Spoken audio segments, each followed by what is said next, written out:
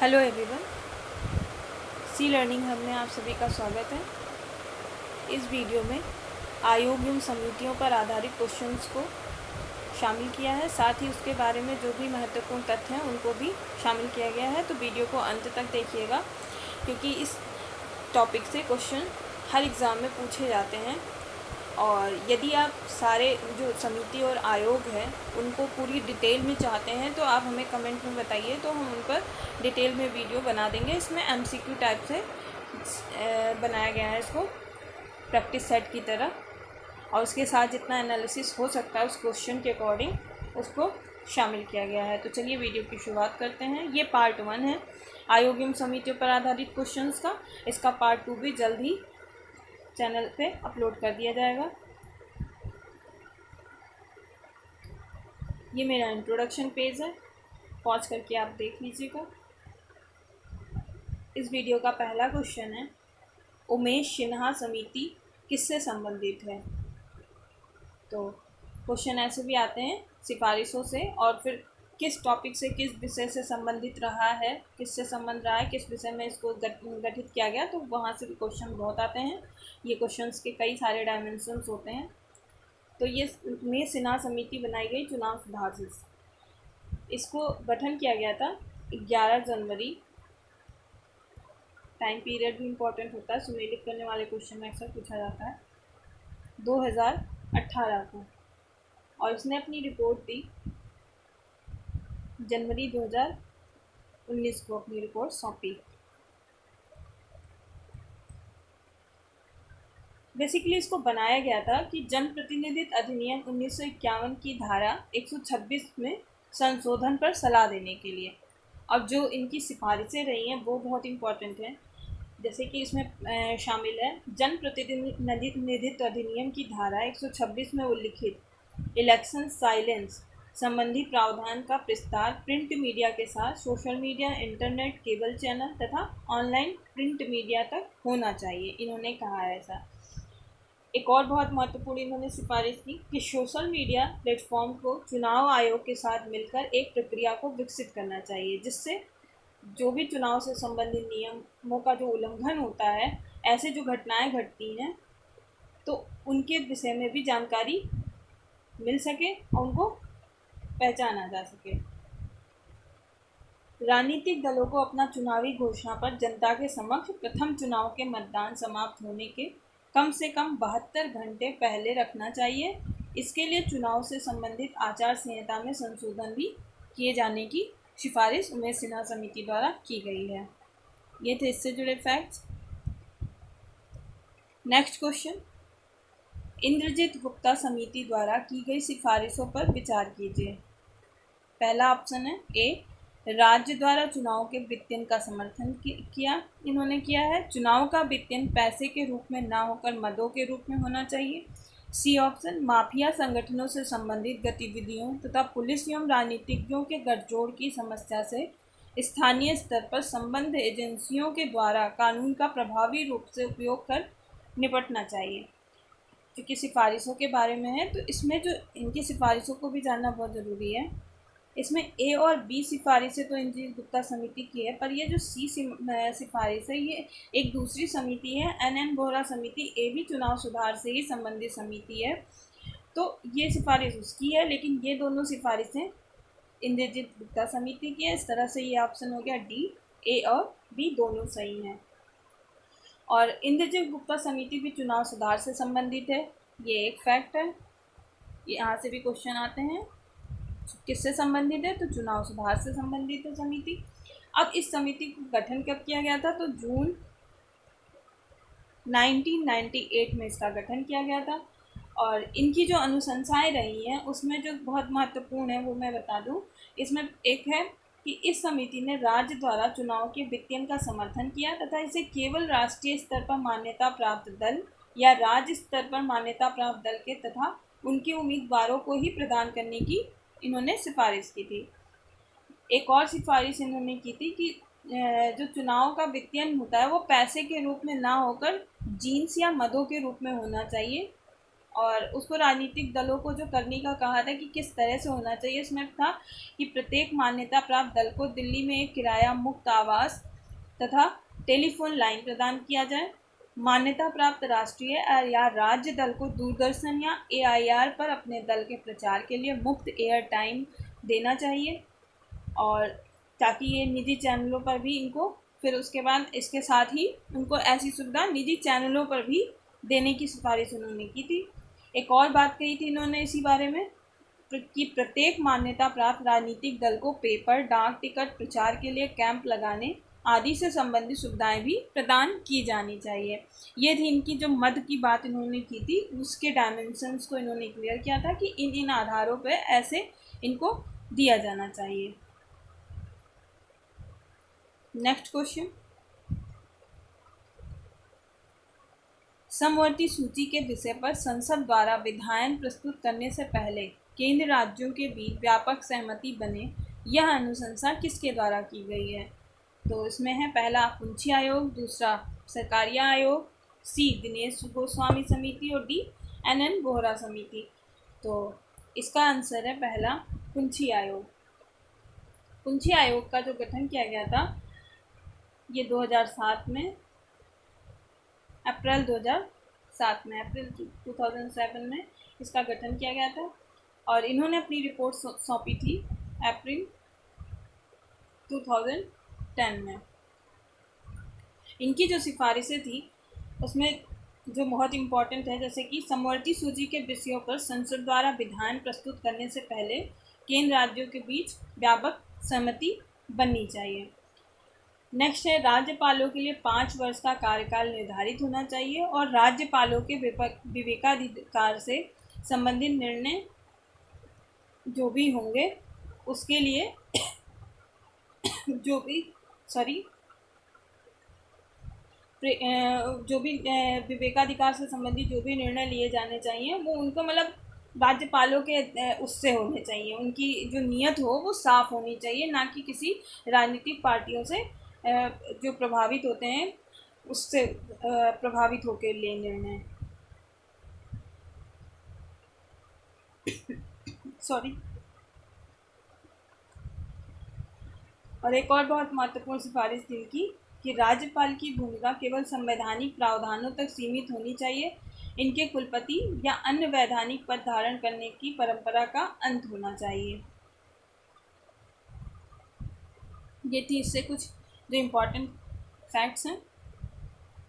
Next question, निम्नलिखित में से कौन सही सुमेलित है? राजमन्नार समिति केंद्र राज्य संबंध, बी नचिकेत मोर समिति चुनाव सुधार, एन बोहरा समिति वित्त एवं बैंकिंग, तारापोर समिति पुलिस सुधार। तो इसमें जो सही सुमेलित है, क्वेश्चन है सही सुमेलित है, तो राजमन्नार केंद्र राज्य संबंध से। अब राजमन्नार जो समिति थी उसके बारे में जो इम्पोर्टेंट फैक्ट्स हैं, जैसे कि इसका गठन कब किया गया था। तो राजमन्नार समिति का गठन जो किया गया था 1969 में किया गया था, और रिपोर्ट इन्होंने प्रस्तुत की थी 1971 में। इनकी महत्वपूर्ण सिफारिशें थी संघ सूची एवं समवर्ती सूची के कुछ विषयों को राज्य सूची में स्थानांतरित कर देना चाहिए, और राज्यपाल के प्रसार पर्यंत राज्य मंत्री परिषद के पद धारित करने के प्रावधान को भी समाप्त कर देना चाहिए। साथ ही राज्यों को अवशेषीय शक्तियाँ प्रदान की जानी चाहिए। ऐसी सिफारिश राजमन्नार समिति द्वारा की गई थी। ये थी इनकी महत्वपूर्ण सिफारिशें। नेक्स्ट क्वेश्चन है, गाडगिल समिति द्वारा की गई अनुशंसा पर विचार कीजिए। जो गाडगिल समिति द्वारा सिफारिशें हैं उसमें पहला है ए पंचायत के 3 स्तर का गठन करना तथा पंचायत के सभी स्तरों के लिए सदस्यों का सीधा निर्वाचन होना चाहिए। बी ऑप्शन, राज्य सरकार के टैक्स से पंचायती राज संस्थाओं को कर प्रदान करने एवं इनके निर्धारण के लिए राज्य वित्त आयोग की स्थापना की जानी चाहिए। सी ऑप्शन, पंचायती राज संस्थाओं को वित्तीय रूप से सशक्त बनाने के लिए टैक्स लगाने एवं वसूलने का प्रावधान करना चाहिए, और पंचायतों को संवैधानिक दर्जा देकर संवैधानिक संरक्षण के उपाय करने चाहिए। इससे तो आपको समझ में आ गया होगा कि ये समिति संबंधित किससे है, स्थानीय स्वशासन से।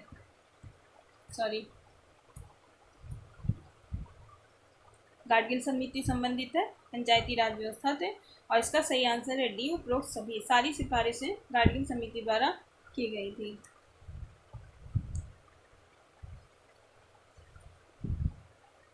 इनकी कुछ और इम्पोर्टेंट सिफारिश है कि पंचायतों का जो चुनाव हो वो जो भी नियमित समय हो उस पर कराने के लिए, और साथ ही राज्य चुनाव आयोग की स्थापना करने की भी सिफारिश गार्डी समिति द्वारा की गई थी, और चुनाव को निष्पक्षता पूर्वक कराया जाना चाहिए।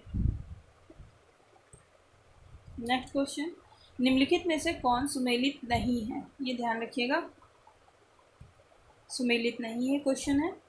ए के कस्तूरी रंगन समिति शिक्षा, सुरेश तेंदुलकर समिति गरीबी, एमएल सिंघवी समिति राज्य पुनर्गठन, और जीवी के राव समिति स्थानीय स्वशासन।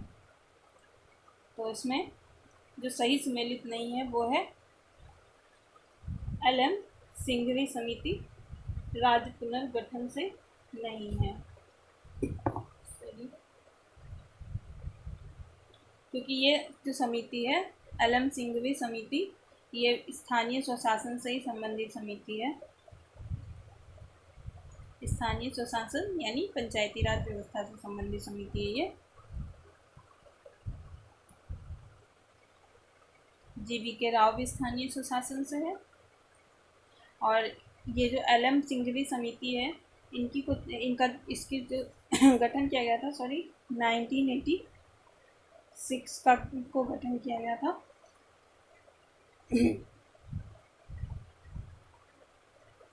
इनकी सिफारिश थी कि पंचायत स्तर पर न्याय की सुविधा प्रदान करने के लिए गांव के समूह के लिए न्याय पंचायतों की स्थापना होनी चाहिए।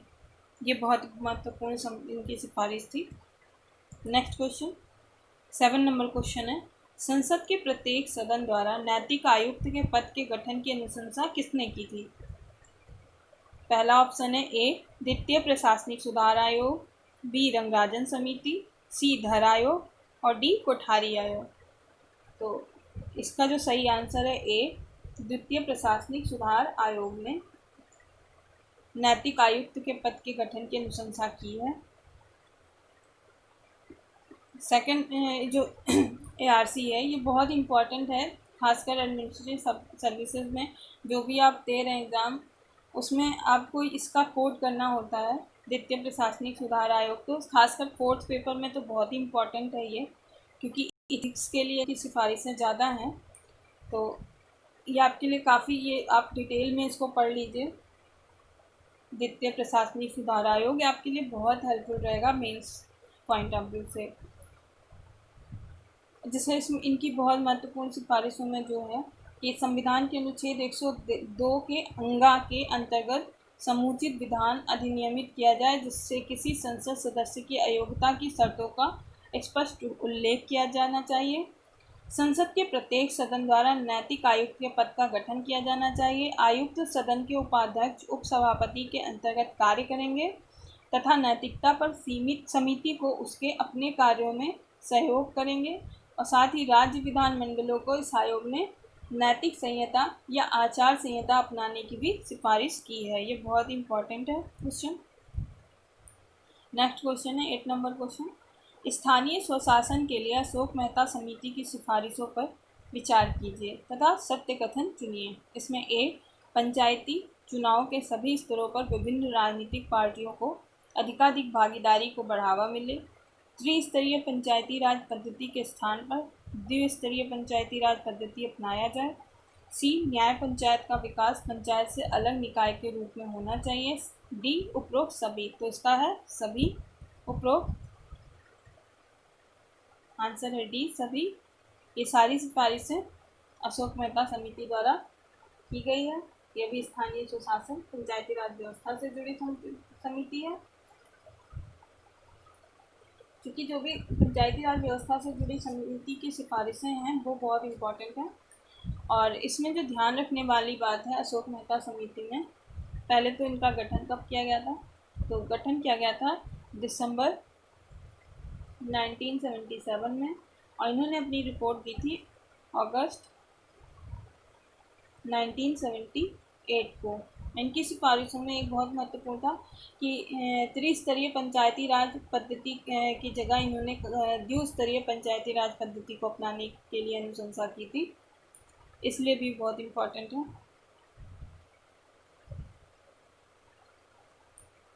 साथ ही एक बात और इन्होंने कही थी, अशोक मेहता समिति द्वारा कही गई थी कि राज्य सरकार द्वारा पंचायती राज संस्थाओं का अतिक्रमण नहीं किया जाना चाहिए।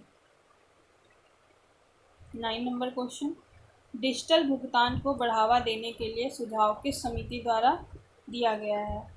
तो पहला नंदन नीलकेणी समिति, बी 15वां वित्त आयोग, सी नचिकेत मोर समिति, डी विमल जालान समिति।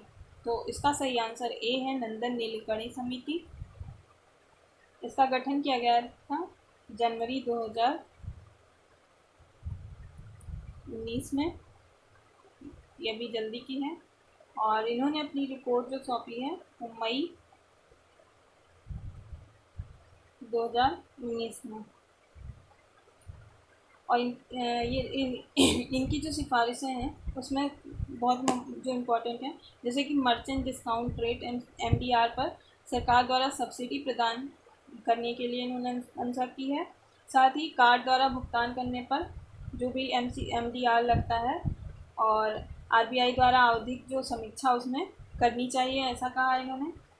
और एक और इम्पॉर्टेंट है, जैसे कि सरकार विभागों को यह आवश्यक रूप से सुनिश्चित करे कि जो भी भुगतान डिजिटल माध्यम से हो रहा है उसको बढ़ावा दिया जाए। साथ ही नागरिकों एवं व्यवसायों को डिजिटल भुगतान यंत्र का विकल्प भी उपलब्ध किया जाना चाहिए। लेन देन विफल होने की घटनाओं को रोकने के लिए सरकारी विभागों को सार्वजनिक वित्तीय प्रबंधन प्रणाली जैसी सत्यापन सेवाओं का भी उपयोग किया जाना चाहिए। ऐसी सिफारिशें नंदन नीलकेणी समिति द्वारा की गई है। यह बिहार की समिति है, तो बहुत इंपॉर्टेंट समिति है। इसकी जो भी सिफारिशें हैं, और ख़ासकर डिजिटल इंडिया के प्रोग्राम से संबंधित अगर कोई क्वेश्चन मेंस में भी आता है तो आप इस समिति की जो सिफारिशें हैं उसको कोट कर सकते हैं, जिससे आपके मार्क्स एकदम से इंक्रीज़ हो जाएंगे। और चूँकि अभी जो वर्तमान परिस्थितियाँ चल रही हैं उसमें डिजिटल भुगतान, जो भी डिजिटल इंडिया प्रोग्राम है उसके जो डायमेंशंस है वो काफ़ी प्रोग्रेसिव हो गए हैं। तो इस वजह से भी डिजिटल से जुड़े जो भी क्वेश्चन चाहे प्री में हो या मेंस में, आपके लिए बहुत इंपॉर्टेंट टॉपिक हो जाता है। ये काफ़ी ज्वलंत मुद्दा है, तो इसको आप ध्यान में रखिएगा। नेक्स्ट क्वेश्चन है, कोठारी आयोग द्वारा दी गई सिफारिशों पर विचार करें तथा असत्य कथन चुनें। इसमें ए है, शिक्षा के अनिवार्य अंग के रूप में समाज सेवा तथा कार्य अनुभव किया जाना चाहिए। बी माध्यमिक शिक्षा के व्यावसायिक बनाने पर बल दिया गया है। सी शिक्षा का अधिकार अधिनियम 2009 को विस्तृत कर 3 से 18 वर्ष तक के बच्चों को इसके माध्यम से लाभ प्रदान किया जाना चाहिए। डी है, शिक्षा के पुनर्निर्माण में कृषि अनुसंधान तथा इससे संबंधित विज्ञान को उच्च प्राथमिकता दी जाए। तो इसमें बताना है असत्य कथन, तो इसका असत्य कथन है सी, शिक्षा का अधिकार अधिनियम वाला जो ये ऑप्शन है ये इसका नहीं, इन समिति की सिफारिशों में नहीं है। कोठारी आयोग बहुत पुरानी आयोग है, ये बहुत पहले गठित किया गया था, और ये भी हाल की जो समिति बनी थी कि कस्तूरी रंगन समिति, ये उनकी सिफारिशों से है। और कोठारी आयोग का गठन 1964 में किया गया था, जुलाई 1964 में। और इन्होंने अपनी रिपोर्ट जो सौंपी थी 1966 में रिपोर्ट सौंपी थी। तो इनकी जो सिफारिशों में शामिल था वो पहला, शिक्षा के अनिवार्य अंग के रूप में समाज सेवा तथा कार्य अनुभव किया जाना चाहिए। बी माध्यमिक शिक्षा के व्यावसायिक बनाने पर बल दिया गया है। और डी शिक्षा के पुनर्निर्माण में किसी अनुसंधान तथा इससे संबंधित विज्ञान को उच्च प्राथमिकता दी जाए, ऐसी सिफारिश कोठारी आयोग द्वारा की गई थी। और ये जो सिफारिश की गई है कि कस्तूरी रंगन समिति, जो कि अभी जून 2017 में गठित की गई थी और मई 2019 में ही इन्होंने अपनी रिपोर्ट दी है, और काफ़ी चर्चा में के कस्तूरी रंगन समिति अभी हाल की समिति है, तो बहुत ही इंपॉर्टेंट है, इसको डिटेल में कवर करने की ज़रूरत है। और ये बहुत इंपॉर्टेंट मेंस के पॉइंट ऑफ व्यू से भी, और किसी भी अभी जो भी एग्ज़ाम अभी होंगे उसके लिए भी, कि कस्तूरी रंगन समिति की सिफारिशें बहुत इंपॉर्टेंट है। तो जो नेक्स्ट वीडियो में बनाऊंगी इसका पार्ट 2, उसमें ज़रूर वहाँ से क्वेश्चन मैं शामिल करूँगी। तो इसके नेक्स्ट पार्ट को मैं उसका वीडियो का लिंक भी इसके डिस्क्रिप्शन बॉक्स में बाद में प्रोवाइड कर दूँगी, ताकि आपको लिंक तुरंत, अगर ये वीडियो आप देखें तो वहाँ भी जा सकें। और इस वीडियो में इतने ही क्वेश्चन थे, 10 question. Thanks for watching, and जो भी कमेंट हो आप ज़रूर करें। अगर आपको सेपरेट वीडियो सारे जो भी इम्पोर्टेंट आयोगन समिति है उस पर चाहिए तो आप प्लीज़ कमेंट करके हमें बताएं, ताकि हमें पता चले कि हाँ उस चीज़ की आपको नीड है कि नहीं, उस पर हमारा मेहनत करना, टाइम देना सही रहेगा कि नहीं। तो वीडियो को लाइक करें, शेयर करें एंड कमेंट करें, साथ ही चैनल को सब्सक्राइब कर लें और बेल आइकन को भी प्रेस कर लें, ताकि जो भी मैं वीडियोस अपलोड करूँ चैनल पे उसका नोटिफिकेशन आपको मिल जाए। सी लर्निंग हम नाम से पेज भी है, फेसबुक पेज है, आप उसको लाइक कर लीजिए और साथ ही कोई भी क्वेरी हो तो आप उस पर पूछ सकते हैं। Have a nice day and stay safe. Thanks for watching.